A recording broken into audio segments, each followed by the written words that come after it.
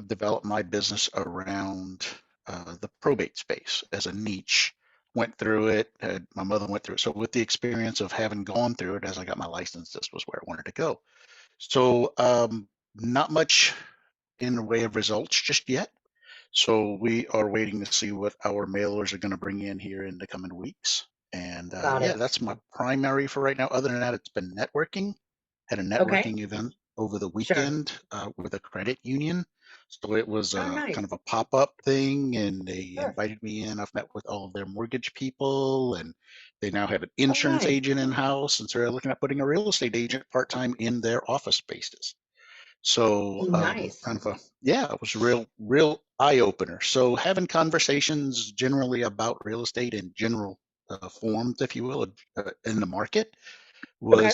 was really powerful the other day. I did a market report and all that just before I left, and then I got there and the mortgage guy and I compared notes, and it was a really good conversation. And yeah, I think I've actually picked up a couple of clients. I think I'm going to pick up a couple of clients out of it. Very good. Very good. So everyone that just kind of popped on, Courtney and I were just kind of discussing, it was just us, but instead of role playing things out, we were going to kind of discuss the market, lead sources, how to convert, and just have a overall discussion more than role playing today. So Alina and Yonetti is on with us as well. So I want to ask everyone, and you guys, if you can unmute yourself really quick and just answer, what is your lead sources? Are you getting leads from a team? Are you, Courtney, as he just said, he's more kind of working the streets and referrals.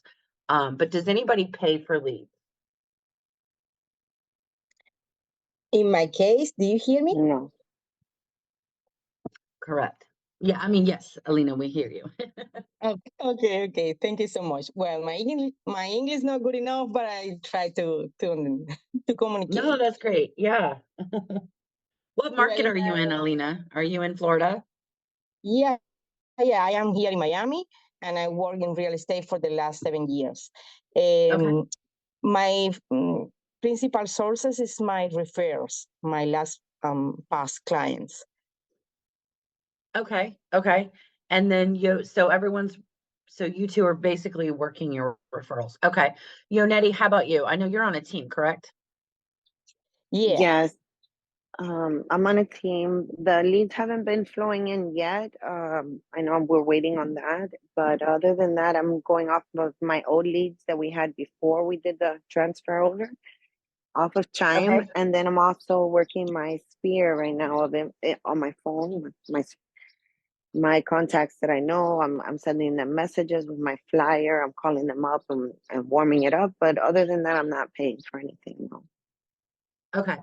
So if you guys are in the market to pay, first, I totally recommend that you get your Google profile up and running. Do you have that, either one of you guys?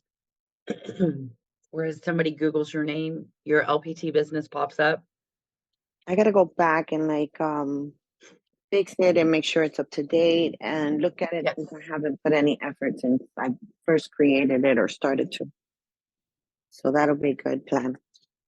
It Yes. really is a good. It really is a good one to tag on with what Tanya said there. It's free, and you can link it, and you can also do posting inside of your Google, Mm-hmm. which is really powerful because then you're on the Google search, not just waiting for somebody to go look for you like inside of Facebook or inside of Insta or something like that. It gives your business some autonomy, but it's under the search engine itself. And And I the had other thing I recommend too is getting Google reviews. So when you're at 100. your home inspection, get a Google review. Get those reviews on your Google and not just Zillow, because when Zillow crashes, we want to have them on your Google. Okay. Exactly, and then get the people that you've worked with in the past. Like I said, your title companies, your inspectors, and all those guys. You can all write each other reviews, and that's one of the things I've got here for my for all of my uh, partners, if you will, or people we've worked with, is to work. That's one of my coming things for the next couple of weeks is to work with each of them and get a referral and give them a referral on Facebook on Google. Sorry. Right. And so one of the other things I was going to say too, if you're not on a team and you're wanting to get some sort of a lead source coming in, even if it's to nurture, planting those seeds in your garden type, if you will. Google pay-per-clicks, not only through Chime, but doing that as well, yourself and managing it is a good way to get leads. And then this role playing would come into play for you, how to convert on the phone. Referrals are not easy, but yet they're pretty much sold on you, right? So when you have to convert on the phone, someone that doesn't know you, why should they work with you? That's a whole nother conversation that we can have. So those Google reviews and those Zillow reviews helps a lot, because I know a lot of people that I've talked to or that come in as a lead source, and I've converted them. I get the buyer broker. I know in Florida, you guys don't really do that. I don't know about Texas, but I get that buyer broker, and that helps me run my business. And then they're looking at my reviews. And I think that's partly what sells me. Courtney, do you get buyer brokers in the state of Texas? In what Buyer way? I'm broker. sorry, Tanya. Buyer broker agreement? Oh, on the buyer side, yes. Yes, it's a service agreement. Yes. Okay. And is it pretty much protocol to get that right out the gate when you meet someone? Yes, you should. The way it's defined is when you have the first detailed real estate conversation. So I guess at that point, going to show a house is one thing, but when you start talking monies, finances, and things like that, you really need to have a seller's rep. I'm sorry, a buyer's representation. Yeah, so here in Virginia, I mean, and this is what I tell my team is, I don't get paid to open doors, right? So obviously at an open house, that's a different conversation. You're representing the seller. But when you're representing a buyer, what I say is I'm a realtor and I'm held to a higher code of ethics. This gives me the right to walk you into properties and evaluate properties and have that conversation. It also states that the seller will pay my commission. And at any point that doesn't happen, we can have that conversation. That's where I have the 3% plus the $400 admin fee on there. And then I also let them know in this day and age that this is important to initial, that you're aware that you could be recorded in these homes and that everyone's got video cameras now. And I make sure I get that. So I've got 5 buyer brokers right now for people in the next 3 months. So for me, that states my business, right? Shows me money that's on the table, what I need to work. So I teach my team to do that.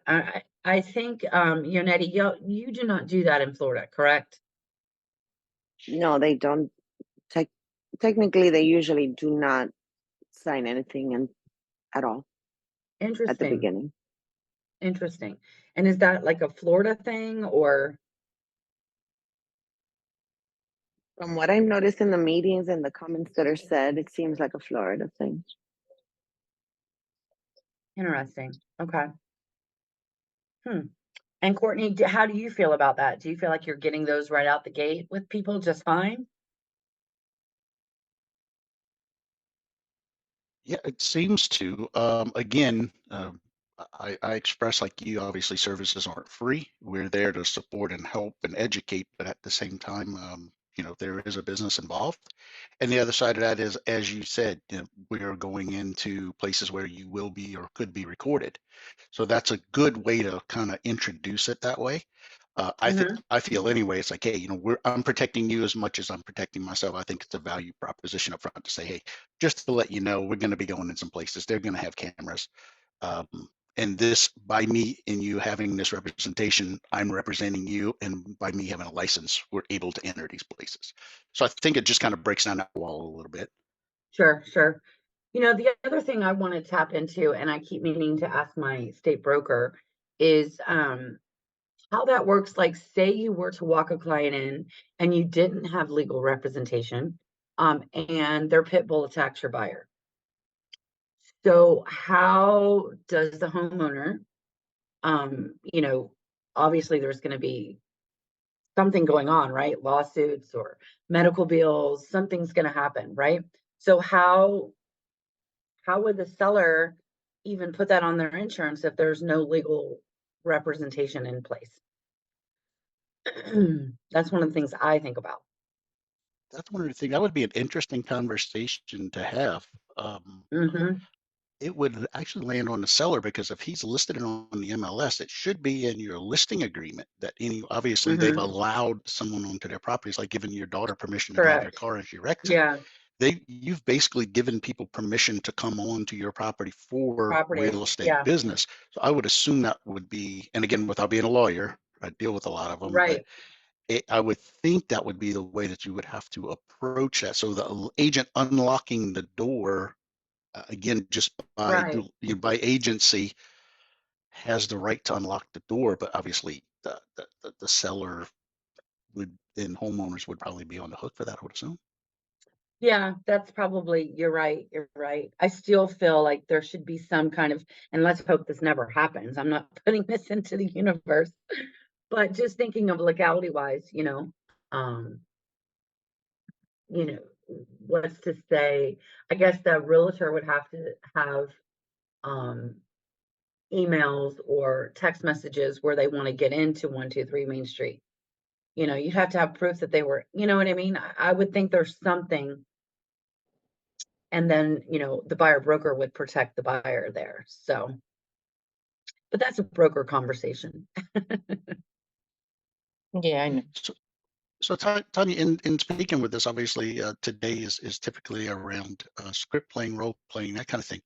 What is your take on cold callers and the approach to cold calling? Even like myself, I get a list every week of people that are in probate. I get a divorce list. I get a pre-foreclosure list. I get all these lists because obviously I'm tied in through the courthouse to get these types of lists. What is a strategy, or is a cold calling strategy still something to consider?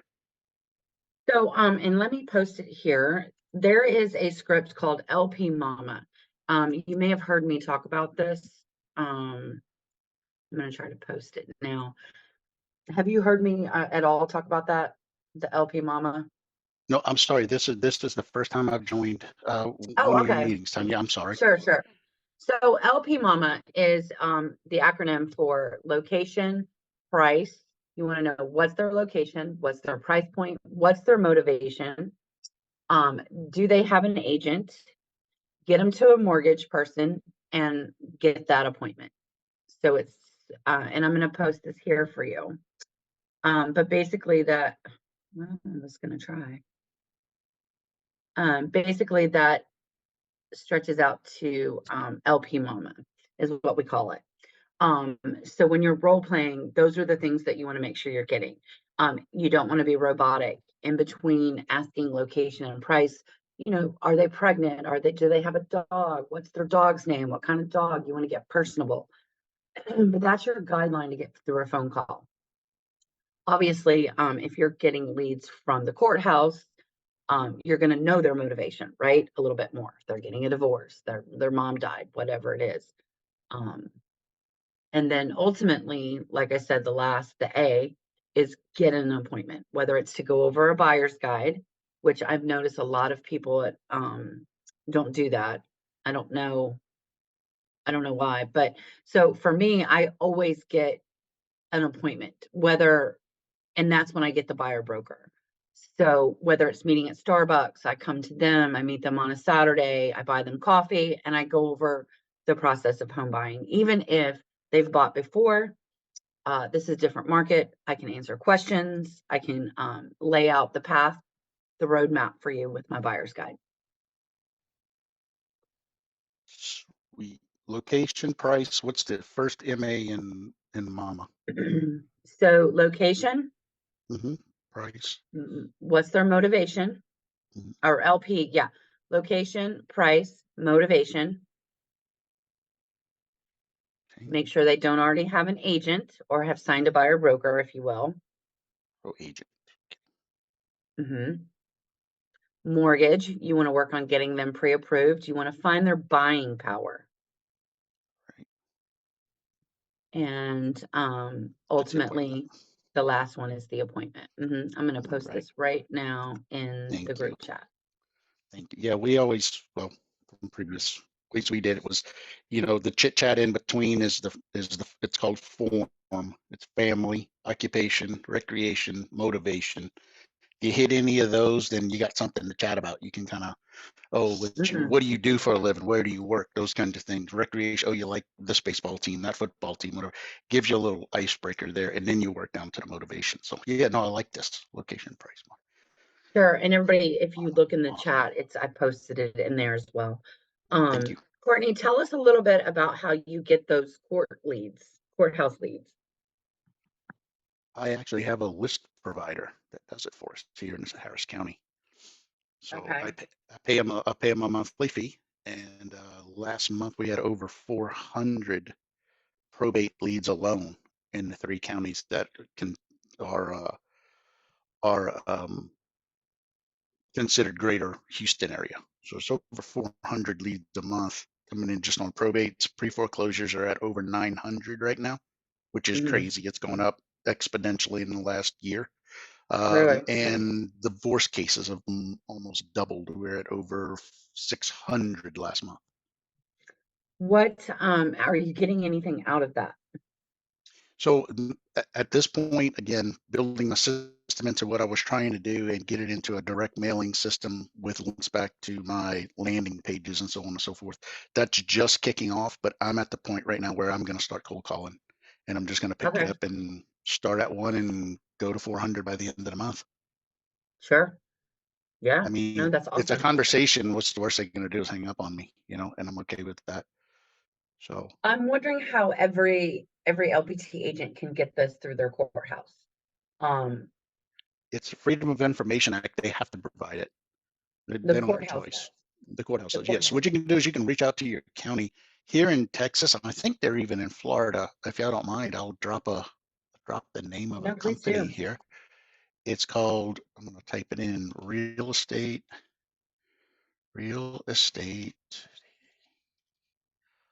IQ.co.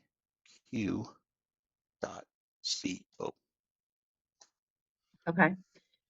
And And what you is can go it? to these guys, and so when you go to them, they're actually list providers. They are a company that puts together lists, and you can sign up by different states, different counties. Per state, you can get different areas and counties and so on and so forth. I don't know which ones are in it. I'm sorry, I've just looked at the Texas list, so I'm not sure what others are out there. Of course. But Yeah. I'm willing to bet that Florida is probably in it. Okay. Yeah, And I'm and in then Virginia, so and in maybe Virginia, I really don't know, but there's list providers out there. The other ones to use are the ones that the wholesalers use. You can look at PropStream. PropStream is another one that's a local. You may not get all of what you're thinking's in there in PropStream, but you're going to be able to pull lists on vacant properties, non-owner occupied, vacant land. You can pull a lot of different things from PropStream. That's I think it's about $100 a month to pull lists, and you can actually do it by map areas, by zip code. You can do a lot of things with PropStream. Batch Leads is another company out there, same type of thing. If you know what you're looking for when it comes to distressed properties, there's plenty of list providers out there for that. okay. And do you guys have RPR? I don't know if you Yes. have that. Oh yeah. No, and I'm actually looking at my marketing build out right now for my geo farming area here, which is a neighborhood right next to mine that is getting to be those older, probably folks are ready to really start retiring. The older baby boomers are starting to clear out, and the school district is still very, very good. So I'm going to start working that as my geo area. Okay, very good. Yeah, the RPR will show distressed properties where you're located. So when I drive around the Hampton Roads area, it'll show who's distressed.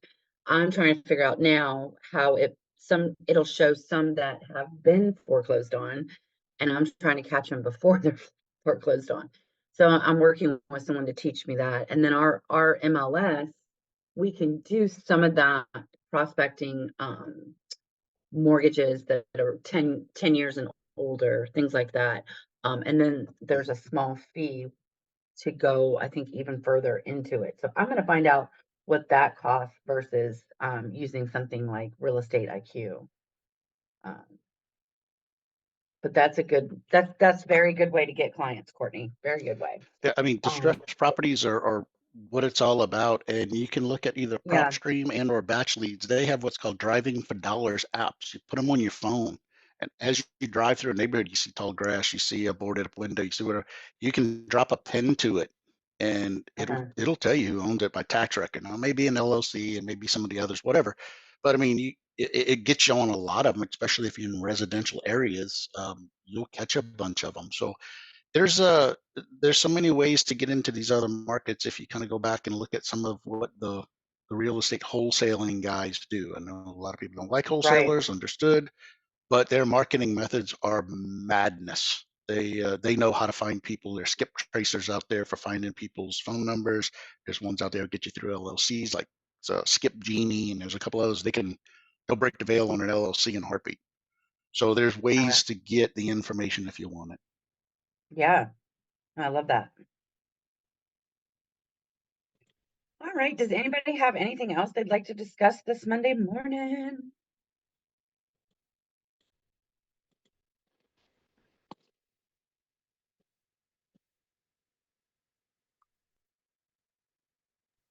All No, right. I'm Well, just I tell working you on what. time blocking.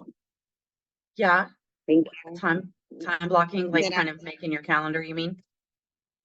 Yeah, so I could really get strict on my time. Sure. That's the hardest thing for realtors is, and that's why I kind of wanted to do something like this in the morning. Um, However, I'm thinking about switching it to the afternoon. That would be better for me. Um, oh, there's Ariana. She's trying to come in. Hi, Ariana. How are you? She's at work I'm as great. well. How are you guys? Good morning. We're just having a discussion of lead sources and things like that at this point today. Um, I am thinking about switching this to the afternoon. I feel like that would be a better time frame with everyone to role play because the mornings are crazy for me. And then hop on the phone. But Yonetti was just saying time blocking, and I was discussing this with Ariana and Shara, who's on my team. That's one of the most important things and hardest things for us as realtors is when do we sit down and actually, work? Because it's so like I've got to do the dogs, I've got to start the crock pot, I got to do laundry. We're all working from home, we're cloud-based. So being very diligent of your office time is very important and finding that office time. Yonetti, what are your biggest challenges to make that happen? Just like you said, those distractions of I have to prep for dinner, I need to go, Yeah. drive my daughter or pick someone up or clean the bathroom, put away clothes, Yeah. Stuff like that. Right. The domestic engineering job that we have.